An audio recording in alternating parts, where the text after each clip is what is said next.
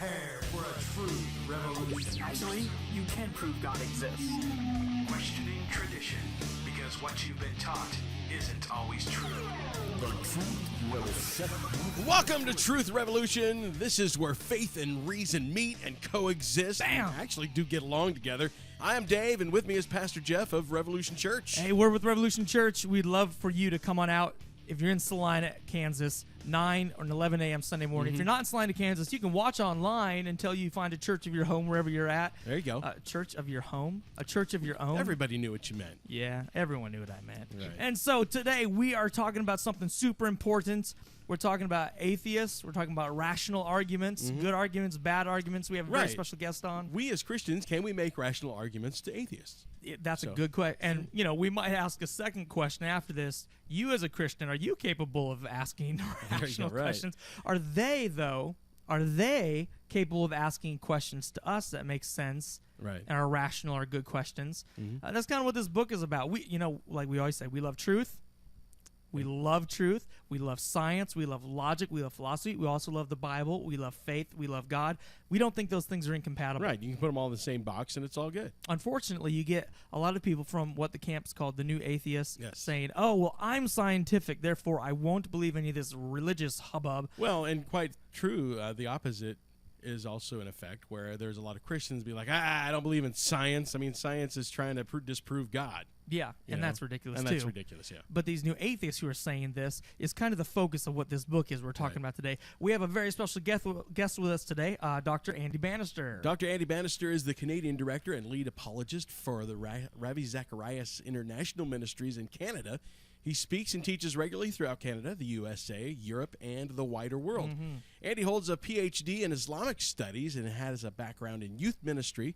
Before studying theology and philosophy, Andy was previously based in Oxford, from where he worked with churches and organizations across the denominational spectrum, teaching, lecturing, writing, and appearing on shows just like this one. All right, Andy, thanks for being with us today.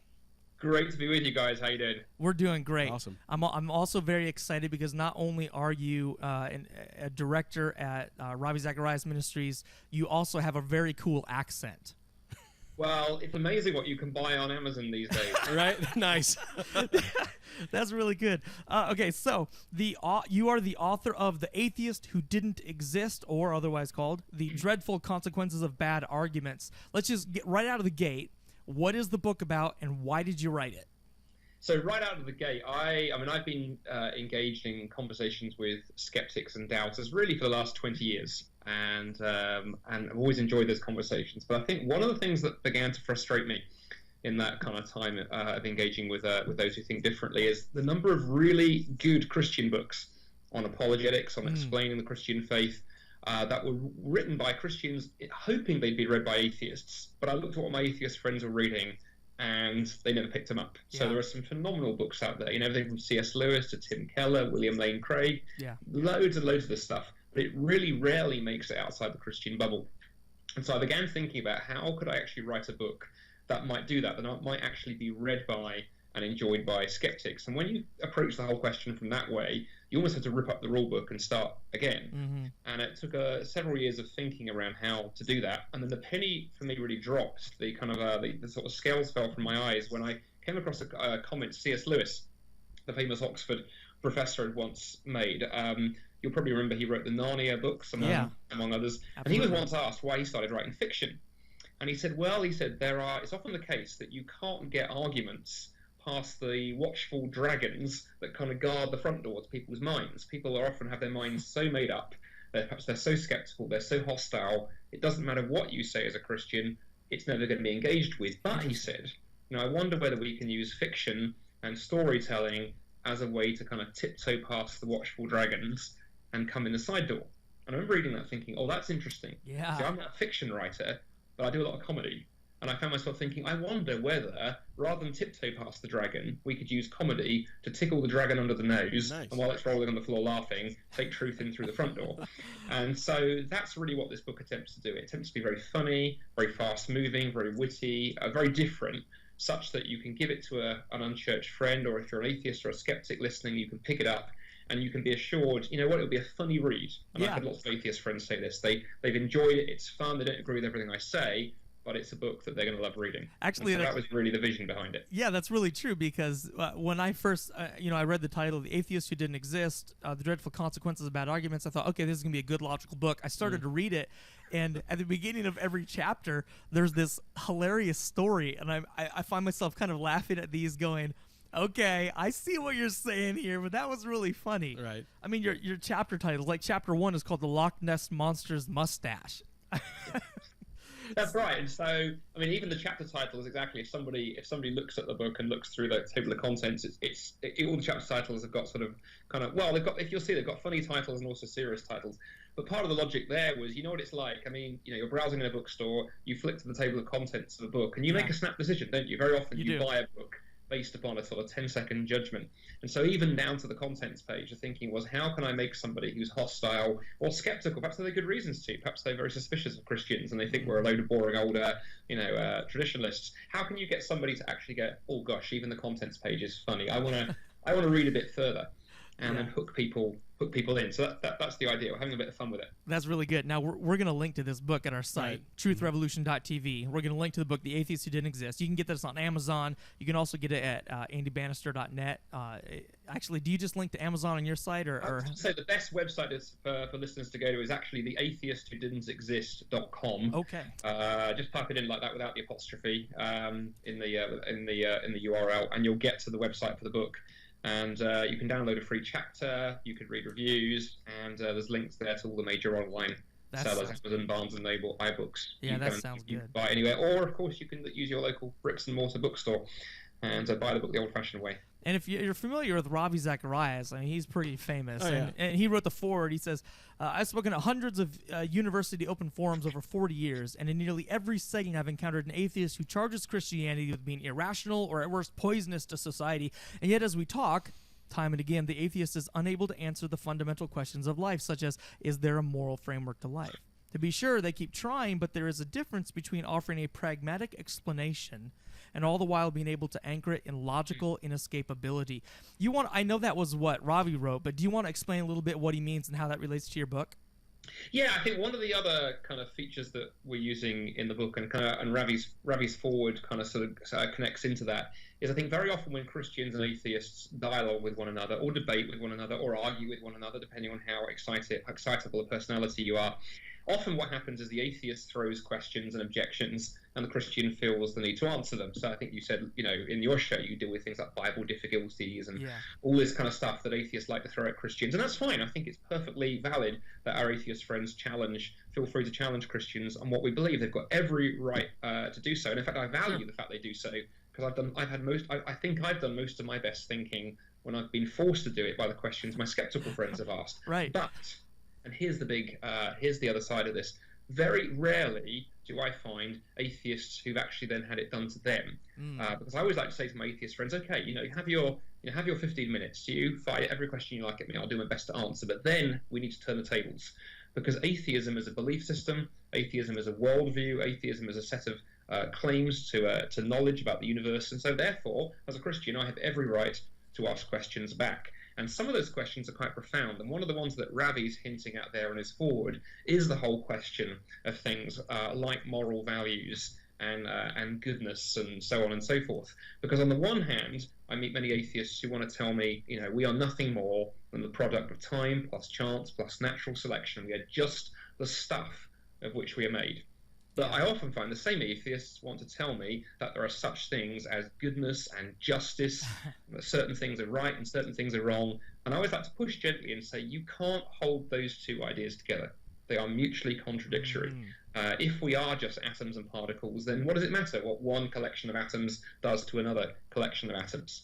On the other hand, if we are more than just the stuff of which we're made, now we have a conversation about morality, about goodness, and about those kind of things.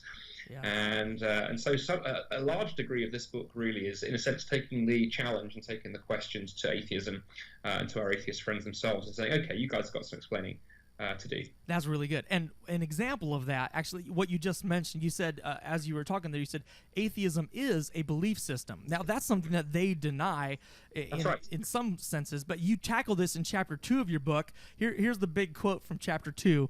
I don't believe that Sweden exists.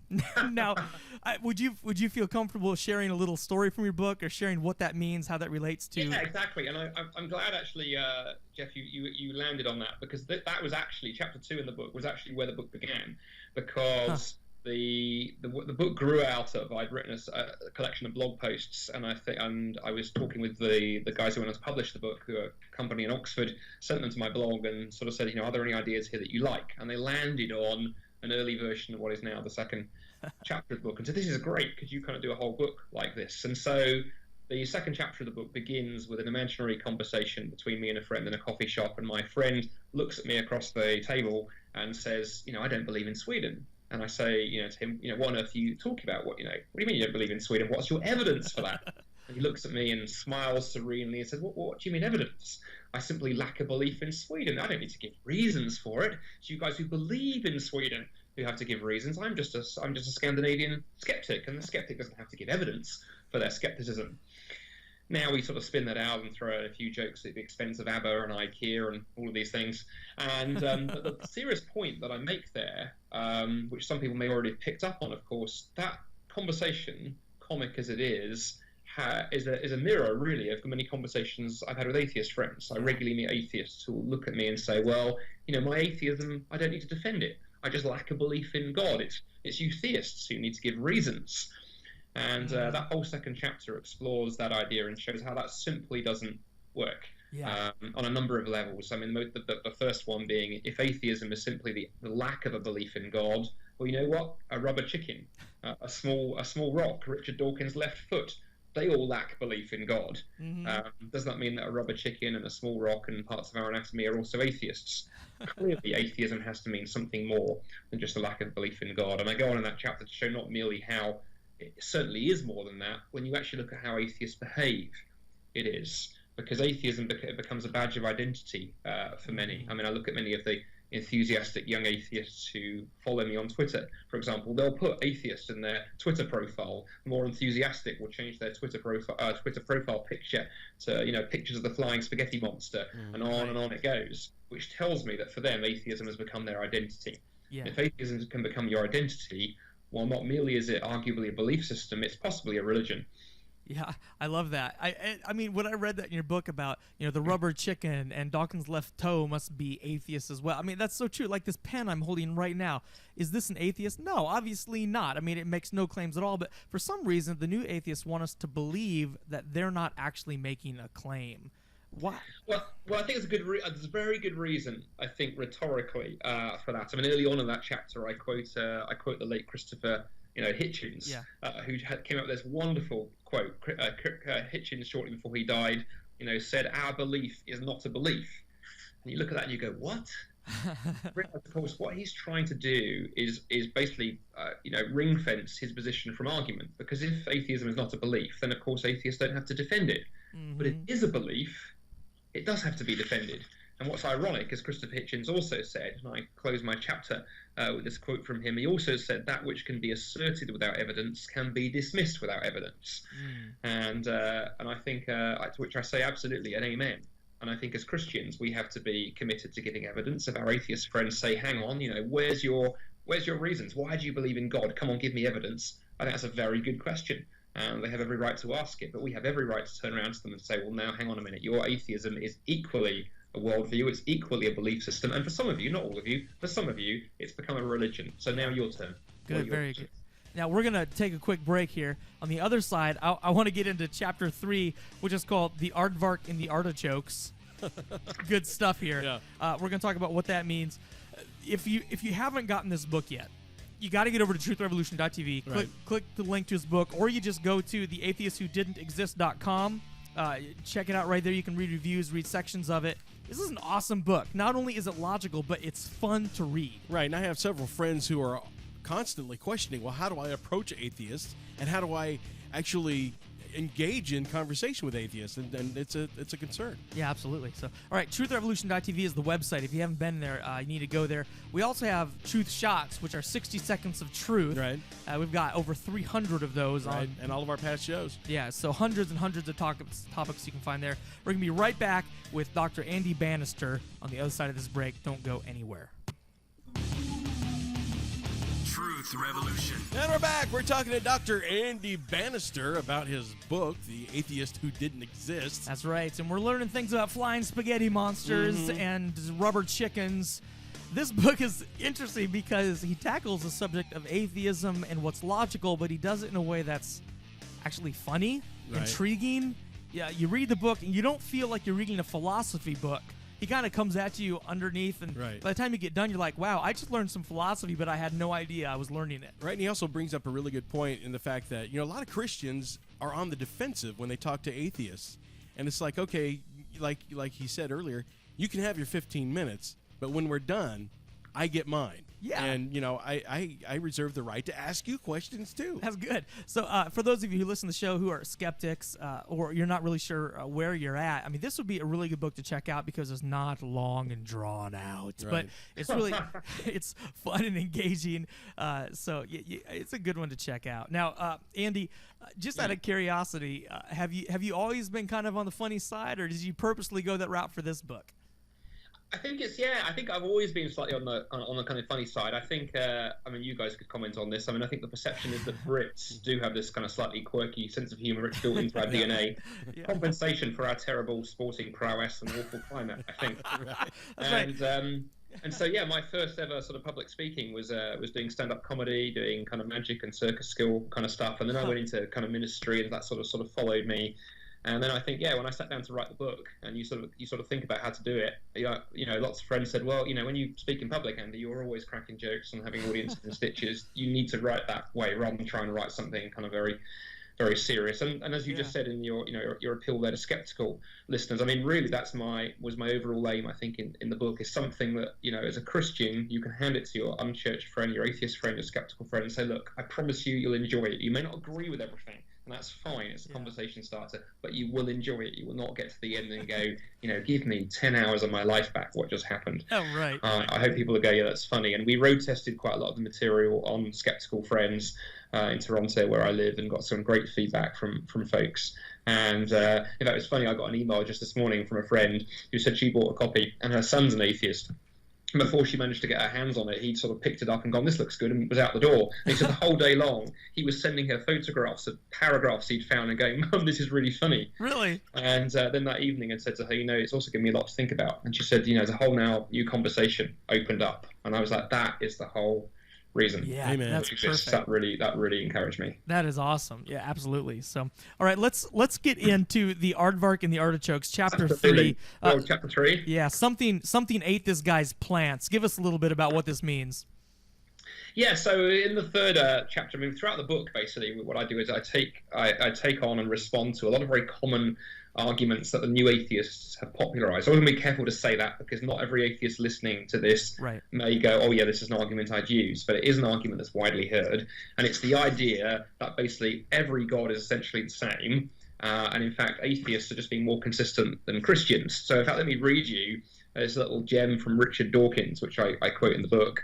Dawkins writes, I have found it an amusing strategy when asked whether I'm an atheist to point out that the questioner is also an atheist when considering Zeus, Apollo, Ammon-Ra, Mithras, Baal, Thor, Wotan, the Golden Calf, and the Flying Spaghetti Monster. I just go one god further.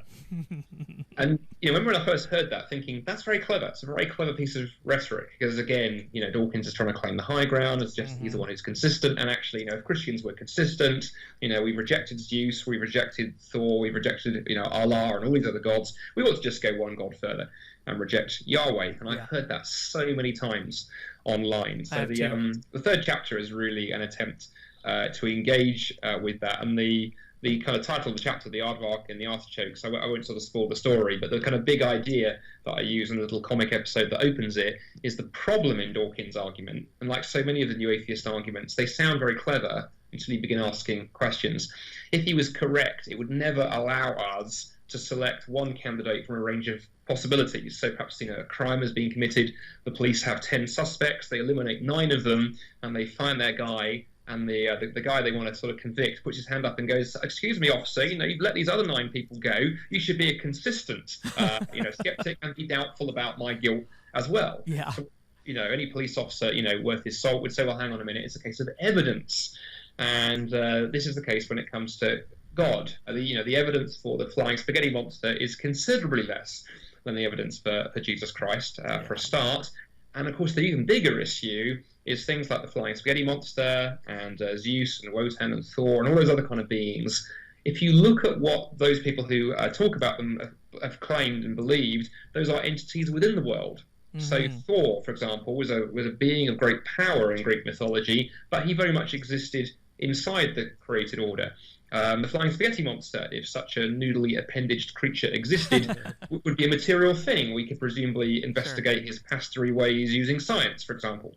But the God of the Bible, a claim that Christians make, is that God is not just another thing, another being just bigger than us, but he is the sum total of all reality, the ground of all reality, the very thing that grounds everything. If there was no God, if the Yahweh didn't exist, there would be no atoms, no particles, no chemistry, no physics, no biology, the laws of nature itself wouldn't. There'd be nothing, absolutely nothing. He's the ground of all being, as philosophers like to say, and that's a very different category indeed. And so Dawkins is guilty of the grossest of category mistakes in that clever little soundbite. Yep, and if he really is the ground of all being, then all things that exist should in some way point back to his existence by their order and all things like that. Now, we're going to jump out and do a Bible contradiction really quickly, and then we're going to come right back to this. Bible contradiction. Bible contradiction today brought to you by infidels.org. Oh, the infidels. Yeah, when is Jesus supposed to return? Tomorrow. Well, Matthew 24:34, Jesus actually says, "Truly I tell you, this generation will certainly not pass away until all these things have happened." Okay. And so Okay. they're saying This is- that generation 2,000 years ago, Jesus was supposed to have come. Right. And it was like, "I'm coming soon," and yada yada. And they're looking to all that and saying, well, the Bible says Jesus was supposed to come back already. What's up? Well, where is he? Yeah. All right. Well, we do our cracked acronym to help us solve Bible contradictions, to help us interpret the Bible. We're going to use two of these letters. We're going to use C for context, which we do almost all the time. Right. We want to read around what we're quoting. And also, we're going to use A for author's intention. Right. Okay. What was trying to be communicated here when Jesus said, "This generation will not pass away until this has happened"? Okay. Until what has happened? Now, they're saying it was till Jesus returned and the world ended. But is that what he's talking about? Look, Matthew 24, okay, the same chapter they're quoting, you just go up to the beginning to verse 1. Jesus left the temple area and was going away. His disciples approached him to point out the temple buildings. He said to them in reply, "You see all these things, do you not? Amen, I say to you, there will not be left here a stone upon another that will not be thrown down." As he was sitting on the Mount of Olives, the disciples approached him privately and said, "Tell us, when will this happen?" Okay, so he launches into this big tirade, you might call it, but he's not answering the question, when will the world end? He's answering the question, when will the age of the temple end? Right. He said, the temple is going down. And they're like, when? And he says, before your generation passes away. And guess what, Dave? He was right. He was right. The Jewish temple, it was 70 AD? somewhere around there. Yeah. The Jewish temple was destroyed before their generation passed away. Yeah. This wasn't talking about the end of the world. It was talking about the end of the temple. And I don't know, Andy, is there anything else you want to throw in there? No, I think you've done a great job on that, haven't you? I think what's interesting is that Christians haven't helped ourselves with that particular one, because sometimes I think Christians have been very quick to sort of point to that as a text about the second coming. Yeah. And I think Jesus was very capable of also, as well, in some of his sayings, almost sort of building in a double chronology. So I think that quote that you've from Jesus there was, as you say, talking about the end of the temple age. But there was also hints of something more, just hints. Yeah. But we also forget, of course, to a Second Temple Jew, to a Jew living at the time of Christ in the first century, the temple was their entire world. Israel was their entire world. And the idea that that could come to an end was unthinkable. And that's why Jesus uses this apocalyptic language, which is very common in the culture of talking about, the moon turning to blood and sort of, great sort of cosmic upheavals, because the idea that the temple could come to an end would be an event on that scale. Exactly. And of course, that prediction did come to pass just a few decades later. Yeah, and I think at that point the temple had stood for 500 years. And so, I mean, it was kind of like, really, Jesus? Right. Are you come on now. It's right. gonna. You think about that. We don't have anything in our country that was built by our country that has lasted even half that long. No. Now, You know? Andy has things in his country that have lasted. Well, you know. I need to say that I do sometimes when I speak in North America, I like to stand up and say, if you're trying to place my accent, it is in fact British, and that's the country where the history comes from. Right. Yeah, it's kind of funny when you think about this. Like, old buildings in the United States are probably just like moderately aged in Right. Britain. I mean, it's fascinating to me. Anyway, that's the answer for our Bible contradiction today. Bible contradiction. Okay, so we got a couple minutes left. We're gonna do online only stuff, but Andy, let's go back to the aardvark in the artichokes. Yeah, absolutely. Okay, so I'm going to read a quote from here, and I just want you to expound on it for maybe 10 or 15 seconds. Okay, so you said, so when we're faced with a range of possible explanations, aliens or hungry husbands, Miss Scarlet or Colonel Mustard, aardvarks or rabbits, the flying spaghetti monster or God, what should we do? If it's wrong to reject all of them equally, it's likewise wrong to simply flip a coin or spin a wheel. What do you mean by that? Well, I think what's interesting at that point, that was a hint at the idea that I think some people, when they realised there was a spiritual side to life, then sort of panic because there's all these different religions on offer, and so some people then sort of descend into the let's pick the one that works for me. I meet those kind of people all the time, as well as atheists. I meet those who, you know, perhaps into Eastern religion or whatnot. And when you push into why, that was because they worked out there was some kind of God, and they just went for the one that sort of felt right for them. Yes. I'm really hinting there at the idea that that doesn't work either. You need to investigate the evidence. You need to weigh the claims that are being made by the systems of the religions on offer, and decide which one is true. All right. Our show's coming to an end. Dave, where do they need to go? They need to go to truthrevolution.tv. And if you want to hear more about this, you need to sign up for our podcast. Yeah. You can get that on your iPod, on your phone, whatever. You can follow it on iTunes. Just go to truthrevolution.tv. You can find our podcast there. You can also watch us on YouTube if you want to see our beautiful faces. Don't do it. We're going to come right back for those podcast listeners. Truthrevolution.tv. We're going to talk about the Santa delusion. Truth Revolution. And we're online. That's right. Okay, the Santa delusion. This is Santa's a delusion? well, this is chapter 4 of his book, and this is why faith in God does not mean you're insane. Which I have to clarify. You may be insane, but the fact that you believe in God does not mean you're insane. That's a nice distinction. Thank you. All right. So, Andy, tell us a little bit about this. Why'd you select Santa for this chapter? Well, actually, in a sense, like so much of this book, it was self-selecting. That when you read the writings of the New Atheists, so often that comparison is made. There's Santa Claus or the Tooth Fairy are the two very common comparisons. And, as Dawkins puts it, let me just quote him in the book. Dawkins writes this. He said, Father Christmas and the Tooth Fairy are part of the charm of childhood. So is God. Some of us grow out of all three. Wow. So there's that idea there. That's sort of almost like you can hear that kind of intellectual sneer, or maybe it's a British sneer. We do it quite well, I'm afraid. Sort of says, you poor deluded religious people. Maybe it was okay to believe in God, when you were 5 years old and you believed in Santa and fairies at the bottom of the garden. But you just, you need to grow up and join the real world. And I heard that again so often. You can find most of the New Atheists engaging in that comparison at some point. I thought, you know what, we need to maybe a bit like shooting fish in a barrel, but we need to go out and show why belief in God is not like belief in Santa Claus. Right. I had a friend of mine, a female friend of mine, that every time she saw me, she was an atheist. Every time she saw me, she was like, "Hey, did you talk to your imaginary friend lately?" And it just got so annoying, Right. And it was one of those things like, I grew up out of it. She's like, I used to believe in that, and I grew out of it. It's like, and she also made the correlation with the Tooth Fairy, Santa Claus, and all that stuff. Well, give us some distinctions, some explicit distinctions between Santa Claus and the existence of God. The first thing I just want to say there that, of course, you could have said to your friend, because that beautifully illustrates it, as I say, the first thing I say in the book is this is a classic example of something called an ad hominem fallacy. And the ad hominem fallacy is when you attack the person and not the belief. So your friend is looking at you and rather than engaging with your belief, is calling you childlike. Right. You could have equally looked at her and gone, well, I'm going to reject everything you say because you're ugly and smell. Be horribly offended, and quite rightly, because her looks and her, her personal hygiene have got nothing to do with truth or the falsity of her atheism. And so really, this is really kind of childish. approach. The biggest problem, I think, for the claim that belief in God is like belief in Santa Claus, though, is the fact that you have people who believe in God as adults, who claim to have good philosophical reasons. You can go to any good university library and find shelves full of philosophical books debating the existence of God. Last time I checked a major university library, the Santa section was considerably smaller, if it existed at all. And of course, furthermore, I often like to do this experiment when I talk to live audiences, is to ask my audience, who here who's a Christian, particularly in churches, is a good experiment. Who here became a Christian after the age of about 15?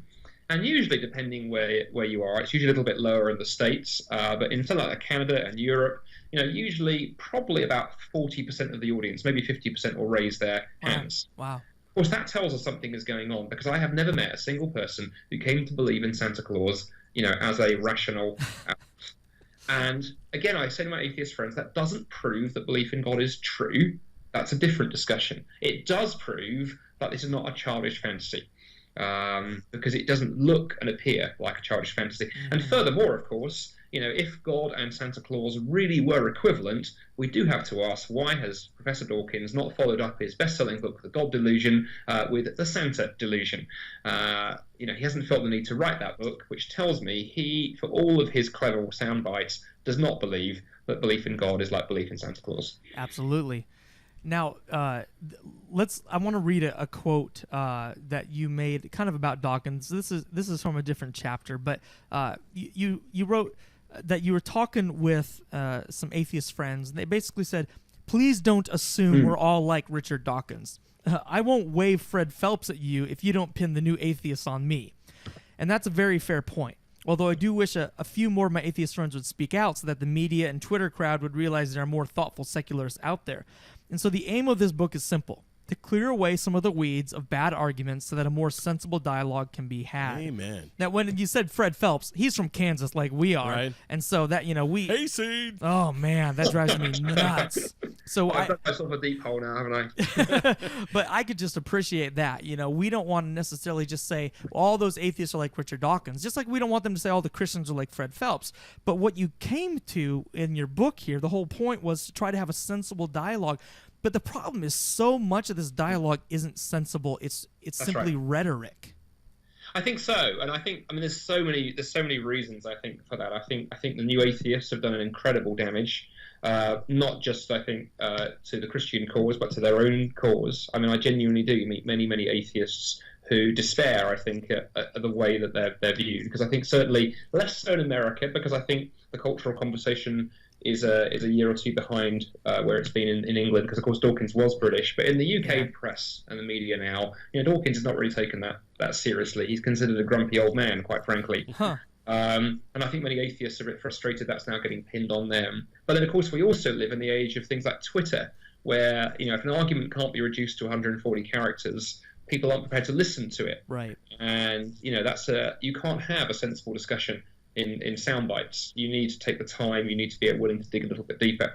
And so I think there's a whole series of things have led to this point in our culture where it seems very, very hard to encourage people to have a sensible conversation, whether it's about God, whether it's about some of the huge kind of moral and ethical dilemmas of the day. We saw it just a few weeks ago with the whole gay marriage issue. Wherever listeners stand on that issue, I think most people can agree. You look at what went on in the media and social media, it was people screaming at each other on either side of the debate, rather than sitting down and going, let's talk about this, let's listen to one another, let's get these bad arguments out of the way. And the stereotypes too, because Christians, boy, do we have stereotypes of atheists at times, and we are guilty of that. Sure. But of course, our atheist friends have stereotypes of us. Yep. And I think, in a sense, this book was really nothing more than an attempt to try and deal with some of those atheist stereotypes and sort of say to my atheist readers, look, by all means, be an atheist. By all means, I'd rather you weren't, but it is a noble position with a long intellectual history if you think it through. Not the Dawkins variety. There are other directions you need to go, I think, to really justify that. But at least be a thought-through atheist, and at least be willing to talk and listen and think deeply. And it was great. I was talking the other day on another radio show with a guy called Michael Ruse. I don't know if you've heard of Michael. I don't think so. Very well-known American atheist, but very different to Dawkins. In fact, he's publicly, said some quite rude things about Dawkins. But what was great in our discussion around the book, I mean, obviously he disagrees with my conclusions, but he said this, and I said to him afterwards, I said, so grateful you said that, Michael. He said, Christianity, he said, I always want my fellow atheists to understand that Christianity is a very serious answer to a very serious question. He said, I don't agree with the answer, but he said it is a very serious answer. And he said, any atheists who try and dismiss Christianity in a soundbite are simply ignorant. And that from one of the leading atheist philosophers in America today. Yeah, that's really, really good stuff. Now, I always like to ask this question of book authors, and they always hate it when I ask the question. But, here we go. Yeah, but I want to, when you wrote this, which part do you think was the most fun for you to write, or which did you enjoy the most? I mean, you got stuff in here, why religion doesn't poison everything, Humpty Dumpty and the vegan, the panini poisoner, I mean, you got all these amazing chapters. Which one kind of for you was the cake? That's a good question. I mean, I think part of me wants to be cheeky and say all of them because I spent a couple of weeks mapping out the chapter titles, and then I actually wrote the book in about 6 weeks. It wrote itself very quickly. Wow. And I think a lot of people have read it. I mean, I guess you probably picked this up. It's a very fast-moving book. It feels fast-moving. It's not bogged down in heavy kind of academic footnotes. So I enjoyed all of it. I think which part did I enjoy the most? Probably, I think, the last chapter, because the end was in sight and I could see the finishing line of the horizon. But in the last chapter, I engaged with this idea that you hear from some atheists that, Jesus never existed. There was no such person as the historical Jesus. He's purely a fiction. And I mean, it's a terribly bad argument, but one of my loves is history. My PhD is in history to some degree, Islamic history, but still history. And so to get to dig into that, to find a way of doing it in a way that was fun, and also to kind of land on where the book comes into land, which is not to sort of say to atheists, okay, now, I've beaten you over the head, now bow the knee and become a Christian. Yeah. I hope the book lands very gently. There's no bait and switch, with simply saying to atheists, look, the evidence for Jesus is quite good. Why don't you go out and investigate his claims for yourself, and appeal really for people to go and read the Gospels, and, then it's up to between them and the Jesus they find there, what they do with that. And so I love that last chapter because it kind of brought it all together. It brought history in, and of course it lands on the character of Jesus, which is what it's all about. That's so awesome. Yeah, chapter 11. Very, very good. All right, well, hey, I just want to give you a huge thank you for being on the show today. This was really good information. I'd love to have you back sometime. Maybe we'll talk about Islam or some other specialty that you have. Yeah, definitely. So this was really good information. Once again, anyone looking for this book, it is The Atheist Who Didn't Exist, sort of a cheeky title, but it's meant to be funny, right? So you can go to atheistwhodidn'texist.com. You can go to truthrevolution.tv. Right. We're going to link straight to it there. AndyBannister.net, of course. And again, this is Dr. Andy Bannister on the Truth Revolution Show. I'm Jeff. With me is Dave. We're just glad you listened. Make sure you get out to truthrevolution.tv and have a great week.